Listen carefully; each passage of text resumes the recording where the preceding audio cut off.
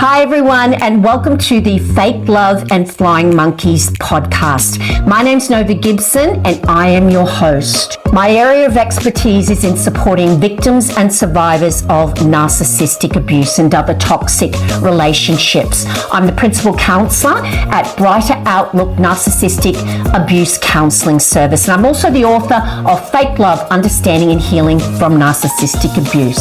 In this podcast, we're going to be talking about everything from the initial pink cloud you find yourself on at the start through to the horrific discard and the powerful trauma bond that keeps you hooked. So take your imaginary seat on the roller coaster that is narcissistic abuse, and don't forget to subscribe to this podcast so you never miss an episode of Fake Love and Flying Monkeys. Hi everyone, and welcome to another episode of Fake Love and Flying Monkeys.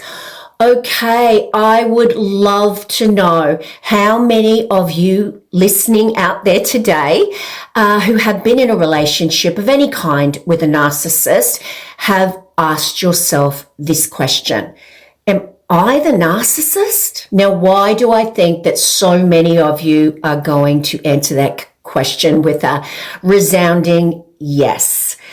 And the reason I would hazard a guess that that would be the answer that most of you would give is because it is textbook that a narcissist, the actual narcissist, conditions the victim to believe that they're the one who is the abuser. Now, it doesn't matter what sort of relationship you are in terms of who your abuser is, whether that's your mother or your father, or it's someone you work with, or it's an intimate partner. They are never going to be abusive 100% of the time.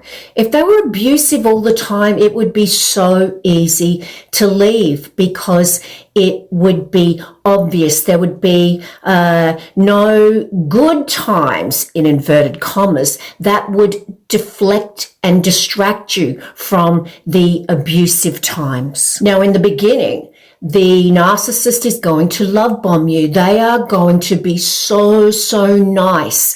They are going to appear like this god or goddess, and they're going to make you feel amazing. They're going to treat you very well.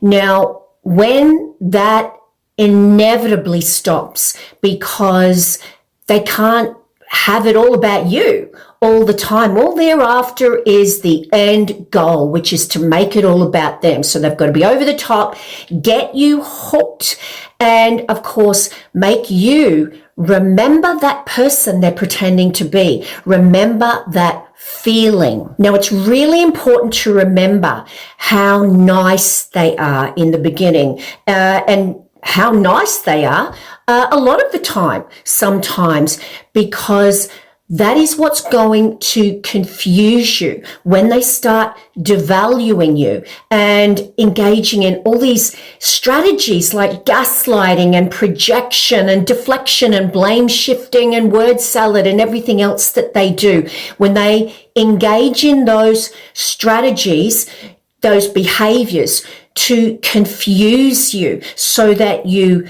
question your judgment, you don't trust yourself, and you can't make a decision. And basically, you turn to them for what your reality is. So they've set up a situation where it is absolutely impossible to forget how amazing they were to you in the beginning. That's very intentional, that they got to be over the top because they've got to cement that person, that feeling in your psyche, in your brain, so that when they do engage in these crazy making, devaluing stages, you of course are going to react because you have lost your king or your queen. They've done a complete shape shift, and here before you stands this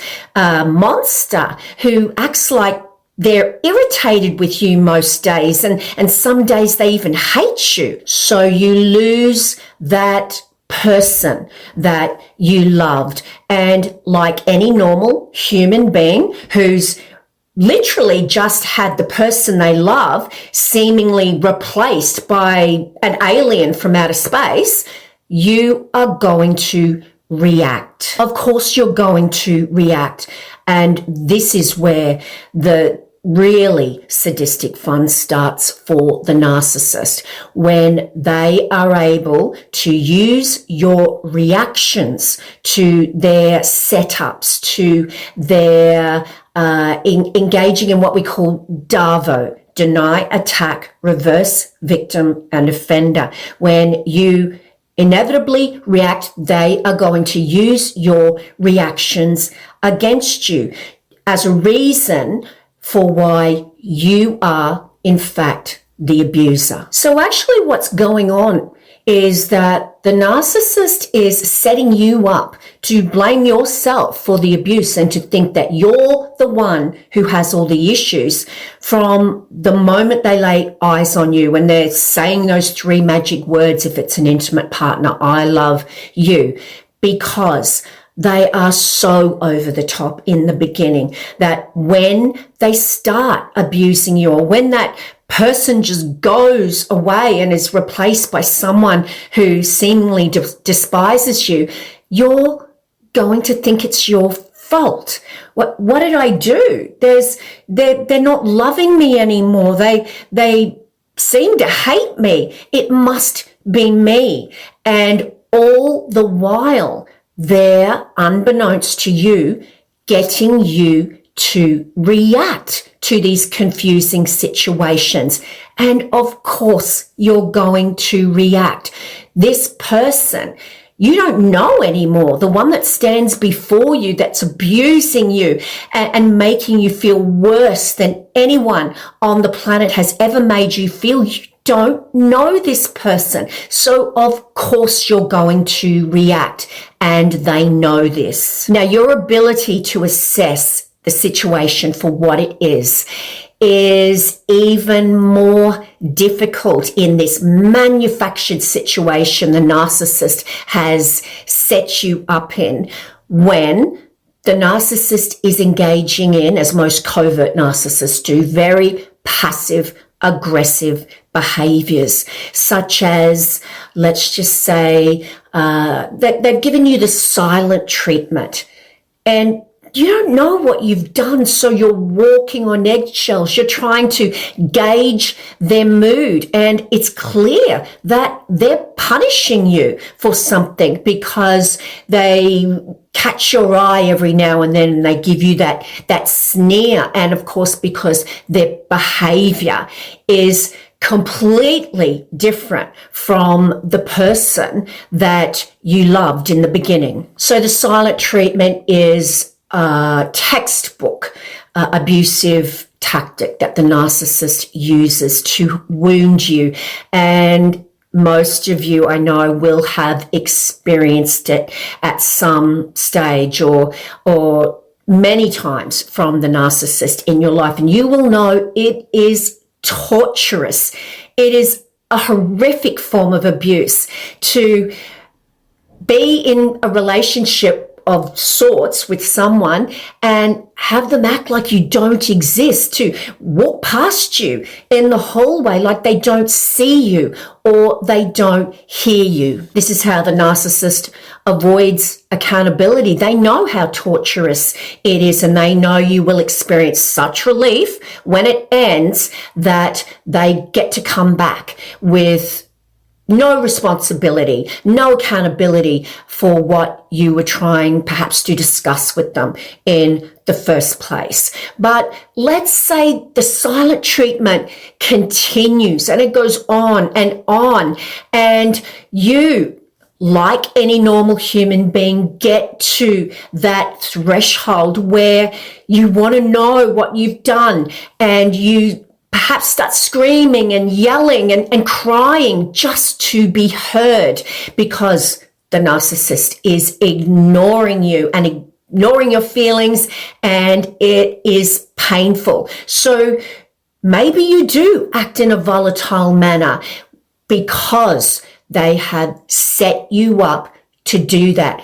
If someone passively aggressively abuses you like that, or abuses you in any way where they do not give you the answers as to what you've done, they don't explain it to you, and most of the time you haven't done anything at all, it's just part of the setup, they know that eventually you will get to the stage where you will boil over, so to speak. Your frustrations will pour out, and it's then they will internally, if not externally, yell, bingo, gotcha, and maybe get the video camera out to prove to you, in inverted commas again, that you are the narcissist, you are the abuser.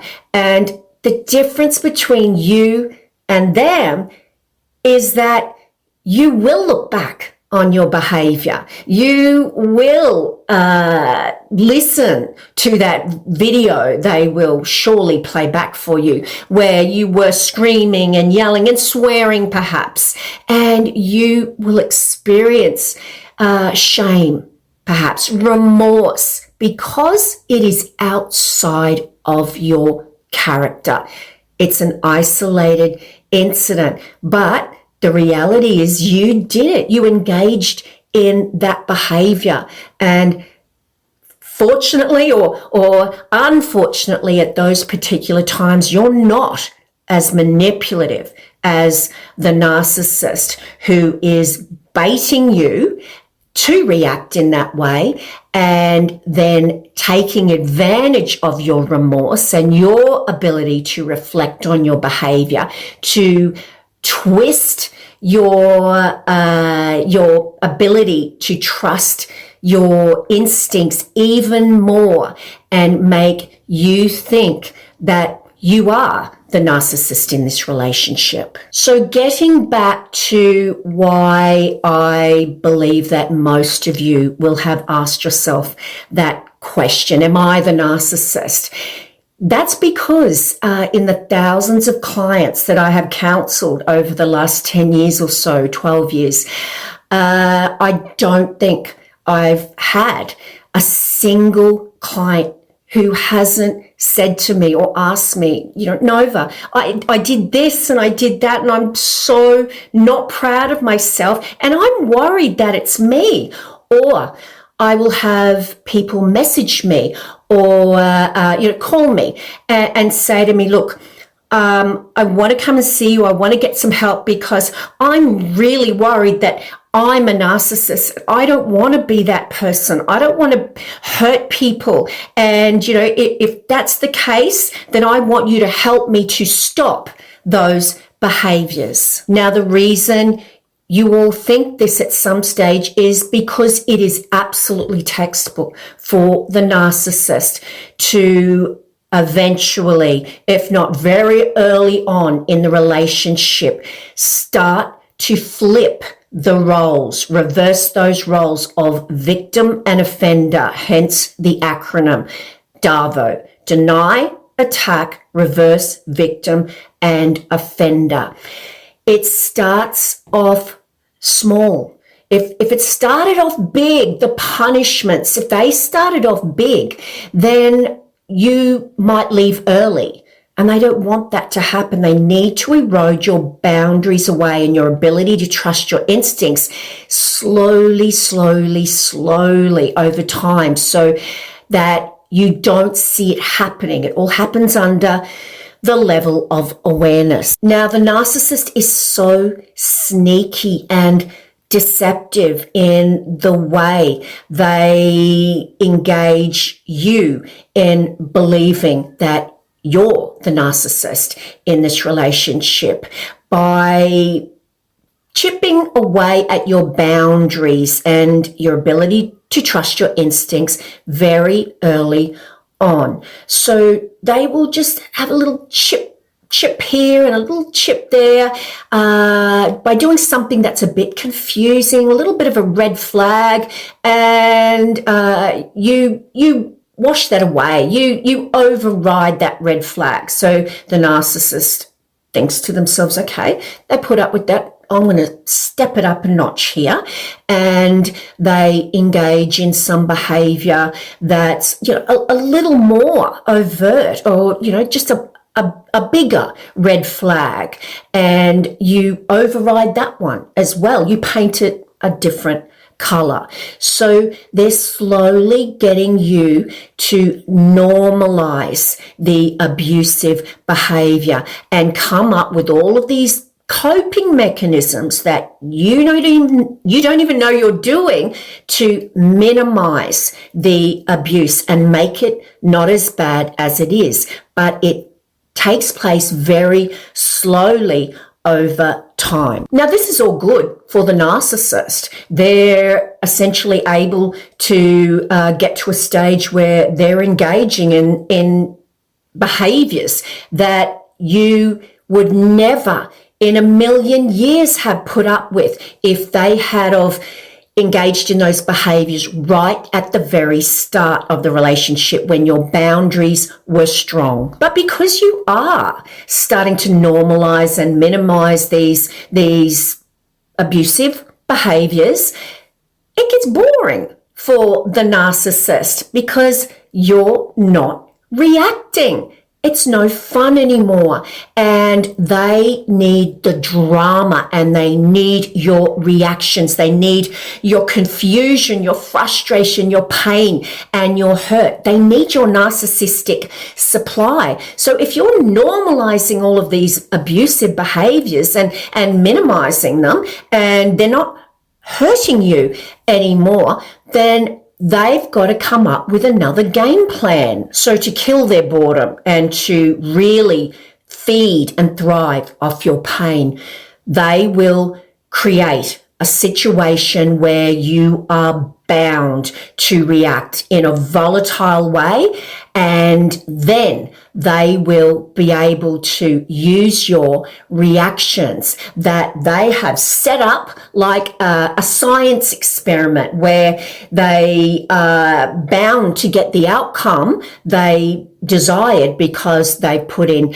just the right elements to get the outcome that they've predicted.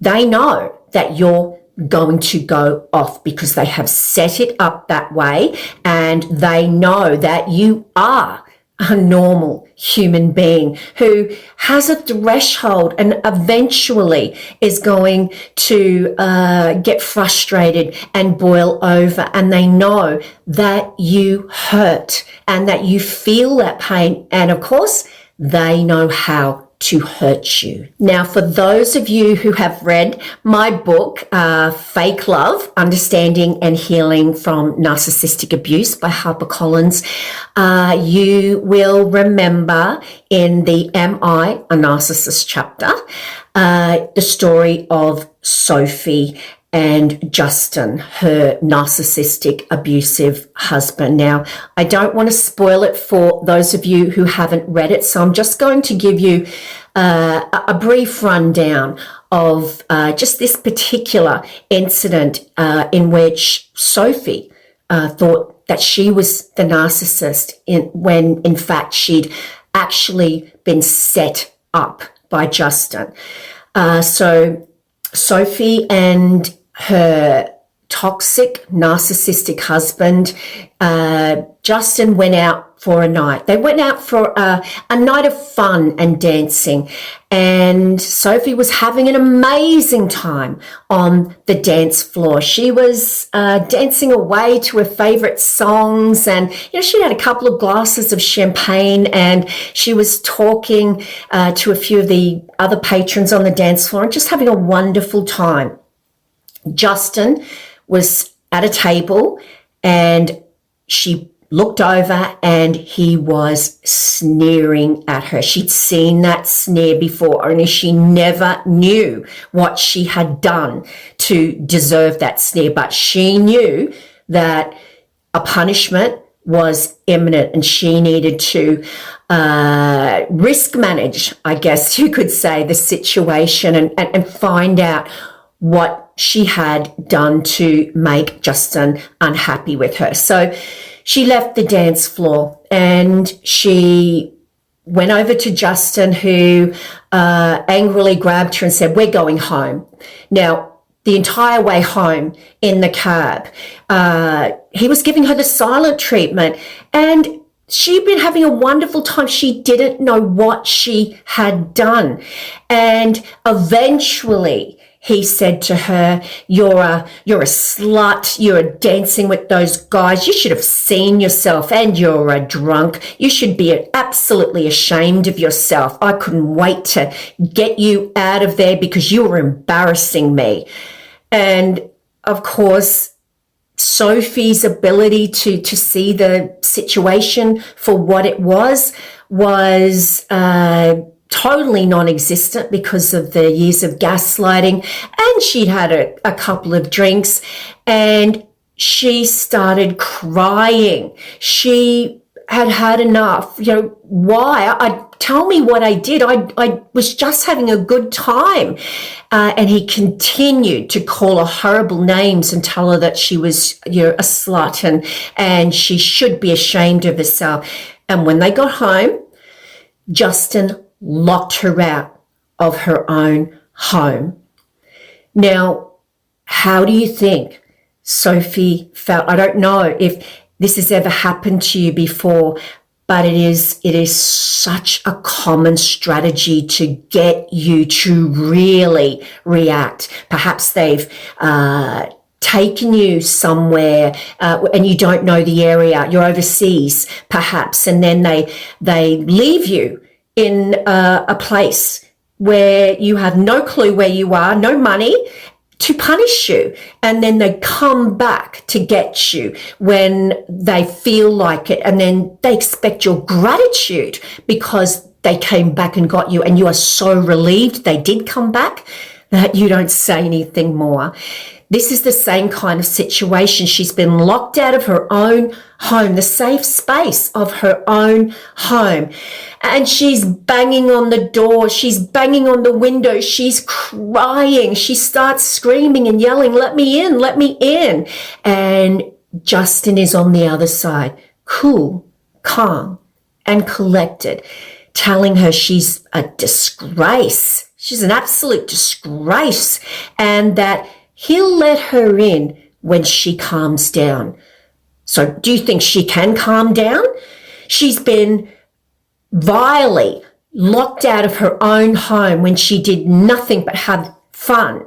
And she's got someone playing judge, jury, and executioner on the other side, telling her that he was going to be the judge of her behavior, and he would decide when she was allowed back in her own home. 2 hours she sat outside until eventually she did stop crying and calmed down. I don't know that she calmed down. I think she went from crying hysterically to a whimper, and eventually Justin let her in. And you know what he did then?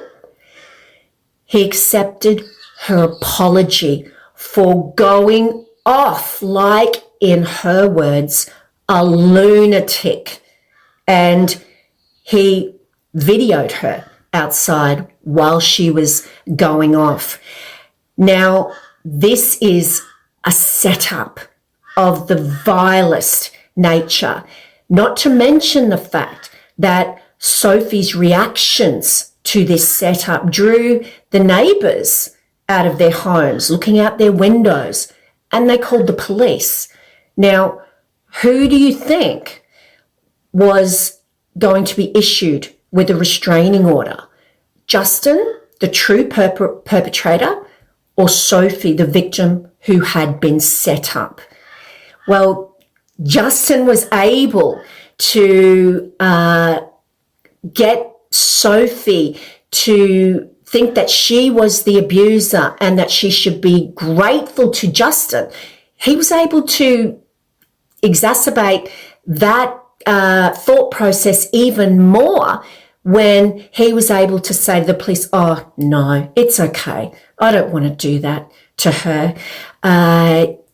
It made Sophie feel like she should be grateful to him, and yet he had set that situation up. Now that particular end of the scene is not actually in the book. That relates to a number of case studies that I have been part of in the last few years, but that is textbook, where the narcissist convinces the victim to take on the responsibility of ending the argument by apologizing for their volatile behavior, and in doing so, taking on the responsibility of being the one with all the problems and the issues in the relationship. And this is often exacerbated again by the abuser, by saying to them things like, you need to go and get your anxiety checked out. It's having so many repercussions on this relationship. And the victim believes it. And then they do go and get medicated for their anxiety. And then the fact that they're on medication is used against them to prove that they're not only abusive, but they're crazy. Now, when you have been baited into reacting in these manufactured situations, you are engaging in what we call reactive abuse. You are reacting, in fact, in a normal way to abnormal abuse. And it can be really difficult for outsiders, particularly first responders, the courts, especially the courts, to recognize the difference in these relationships, these toxic relationships where there is such a power imbalance. It can be so hard for them to tell the difference when the victim is reacting in this volatile way, which seems to be sometimes just as bad as what the true abuser is doing. Now, the difference in these setups is in the intent. It's in the motivation. The narcissist is baiting the victim. They are wanting to punish the victim. It is about abuse and punishment and power and control.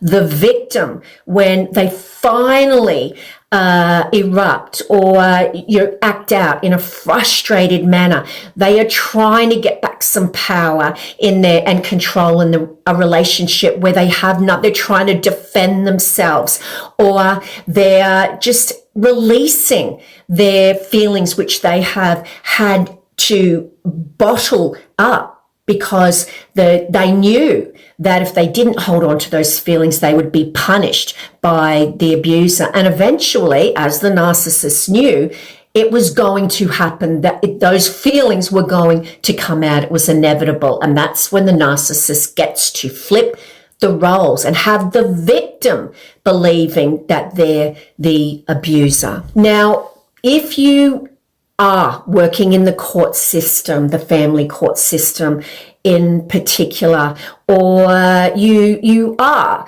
a member of our wonderful police force, and you're listening to this, please take note, because it is often difficult if you haven't seen the lead up to these situations and you just see two volatile people going at it in front of you. It's easy to think that this is what I believe they call it in the family court system, a high conflict relationship, where in fact it's not high conflict at all. It's an abusive relationship with a massive power imbalance, where one person is the abuser who's abusing intentionally, and the other person is reacting to that abuse and is being baited to react in exactly the way they do, so that people will think that,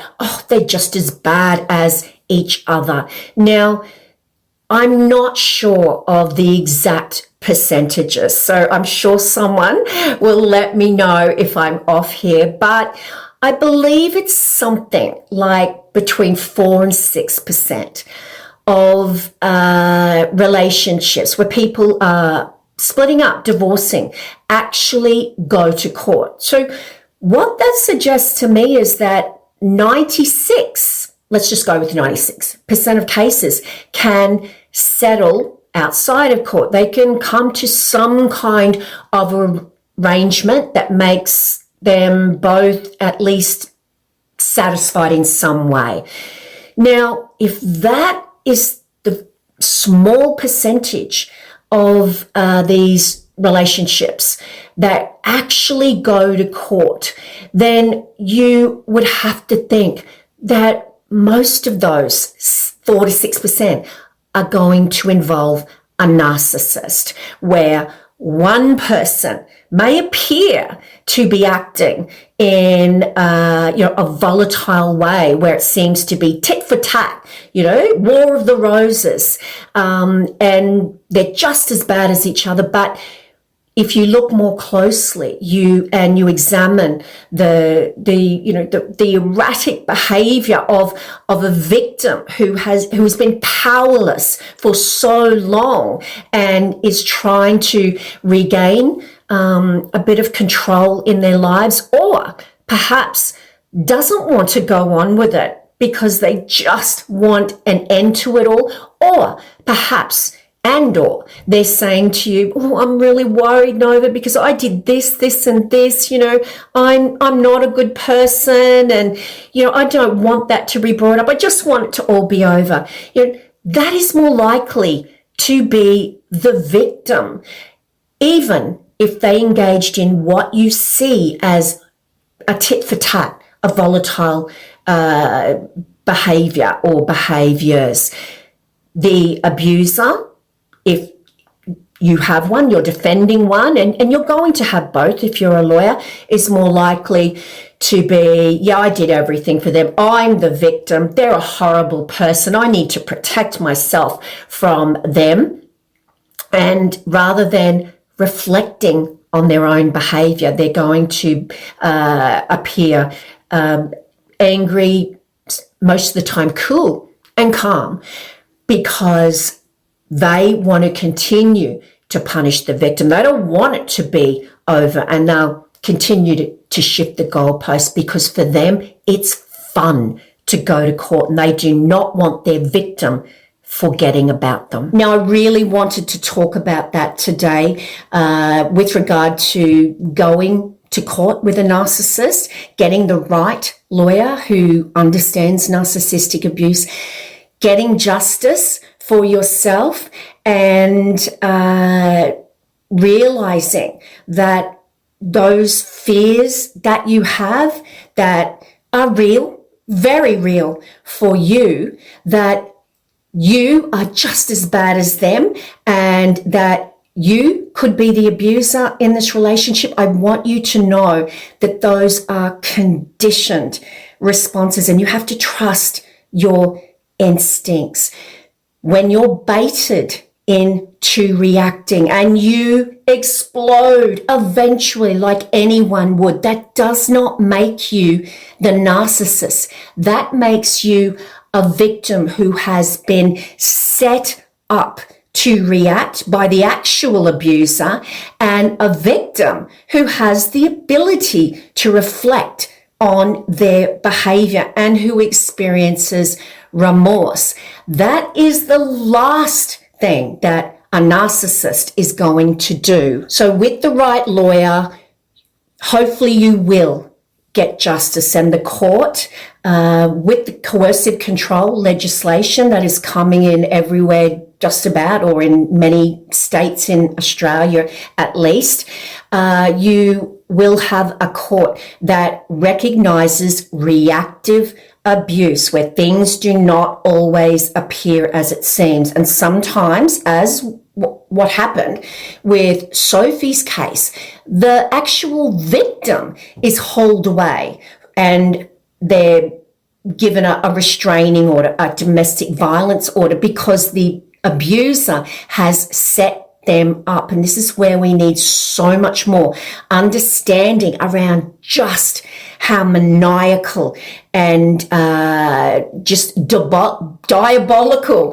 the narcissist is in switching those roles, so much so they have the actual victim believing that they're the one at fault, or at least apportioning blame to themselves. So when you see someone acting in a volatile way in a relationship, if you're looking from the outside in, then just be aware that things aren't always as they seem, and that a victim is going to be baited by a narcissist, a sociopath, into reacting. And it is so different from the intent of the abuser. They are very, very different. And we have to be aware that when we see those behaviors and they seem similar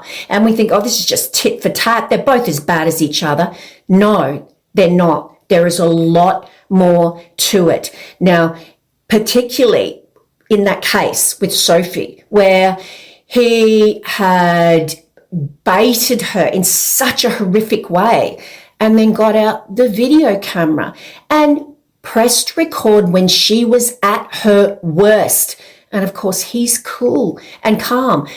No one saw what led up to that. So if we can come to some kind of understanding of the fact that someone's going to press the record button when it suits them, and we can't hear what led up to that, then it stands to reason that if we see someone, if we're a member of the police force, or if we're in the judiciary in some capacity, if we have evidence that a victim is banging on the windows and doors and screaming hysterically like a lunatic, as Sophie described herself, and the person on the other side of that door is calm and cool, and they're telling you that she's nuts, she's crazy, get her away from me, it's not what it seems all the time. And we have to look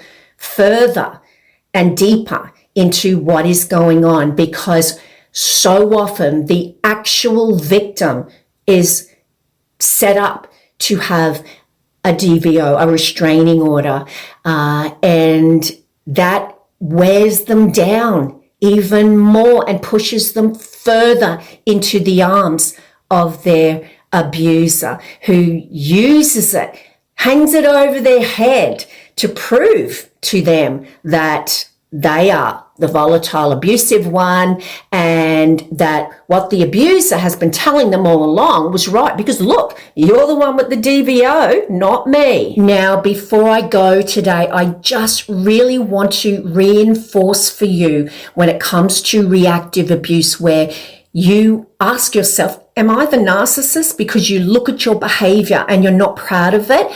I really want to reinforce the notion that there is a massive difference between two behaviors, two outcomes that appear the same when it comes to the intent and the motivation behind the person engaging in that behavior.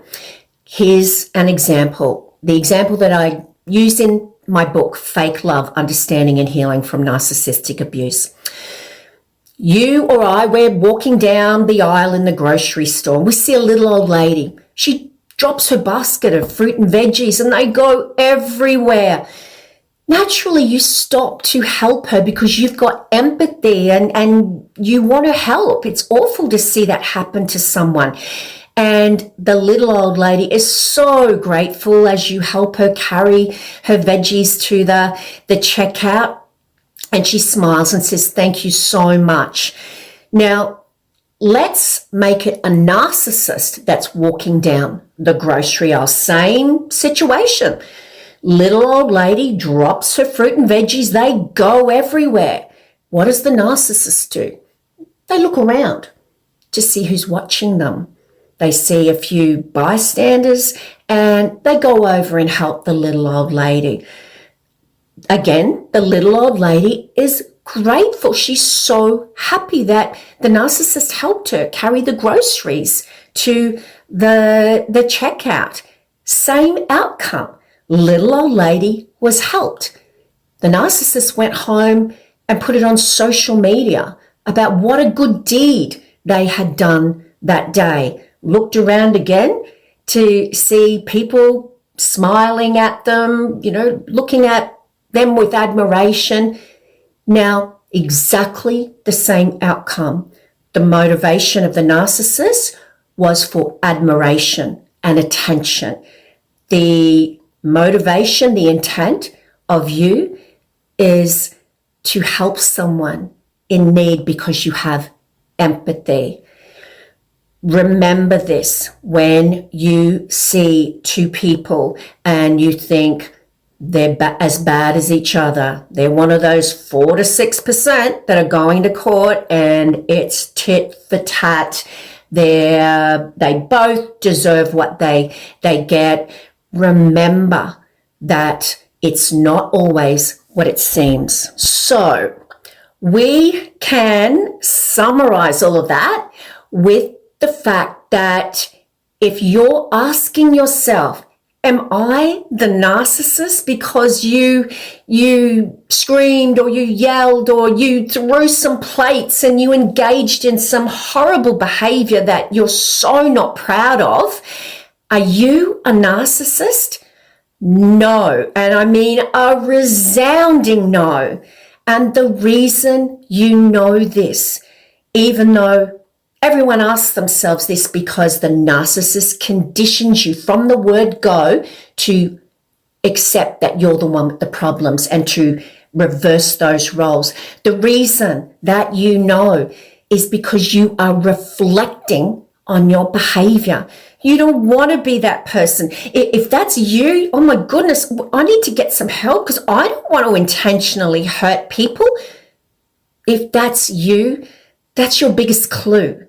Because a narcissist is never going to worry about how they hurt anyone. Everything they do is justified and the other person deserves it. They're never going to ask themselves, am I the narcissist? So please take solace in the fact that when you ask yourself that question, that is your biggest clue that you are not a narcissist. Okay, everyone, that brings us to the end of another episode of Fake Love and Flying Monkeys, and you've stuck it through till the end with me again. Thanks so much, guys.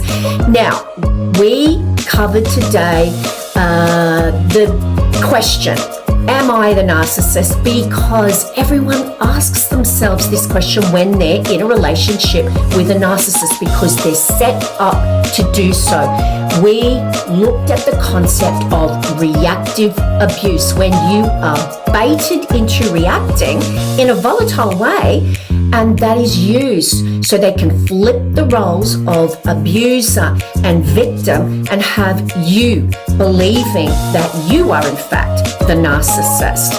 We looked at some examples of people reacting to the abuse, which is a setup. And we also looked at how reactive abuse is used to stop you from getting justice through the court system in any way.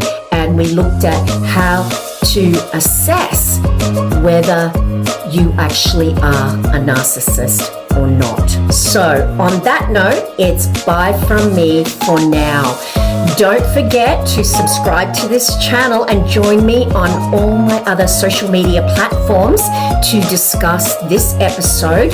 And of course, so you are first to know when another episode hits the airwaves and you never miss another episode. Next week, we are going to be talking about the smear campaign, and I'm sure many of you, if not all of you, will have experienced the horrific smear smear campaign. So I will see you all next week. And until then, remember, you are worthy of love. You are worthy of so much love, and you are certainly worthy of a whole lot more than a lifetime of fake love and flying monkeys.